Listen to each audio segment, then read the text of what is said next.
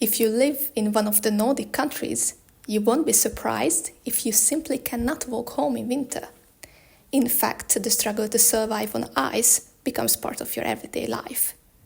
In these countries, every winter, icy streets and snowy roads can be super slippery, causing many people to fall.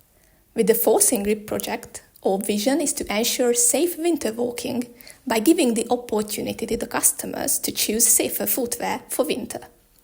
The same opportunity that is already given to car users when they buy winter tires. To achieve this dream, we need to create a labeling system that can communicate to the customers in the shoes stores how slip-resistant the shoes are. The base of this is to create a testing method for the winter shoes. More precisely, we need an appropriate test method.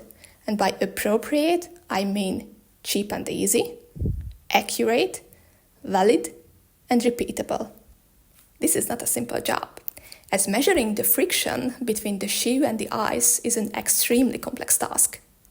In addition to the properties of the shoe and the ice, the testing method and the human factors also play a role. The biggest challenge, however, is caused by the extreme environmental factors, more precisely, the ice itself. The properties of the ice, the mechanical, the thermal, and even the physical, can change to an extremely large extent, even with the slightest external variation. From research perspective, we need many more friction studies on ice to understand the fundamental mechanism between elastomers, the rubber shoe soles, and ice. And we also need more friction studies involving humans to explore real slipping scenarios on ice, and that we can also use for small-scale test validations.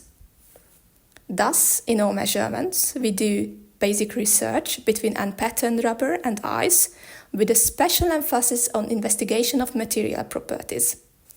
But we also deal with portable tribometer tests, where we are testing shoe samples in real environments. We also focus on full shoe tests and the question of how to simplify the biomechanics of walking on ice in a valid way. Our measurement and research are done in order to better understand the friction between shoe soles and the ice, so that we can introduce a measurement protocol to classify winter shoes appropriately according to the grip.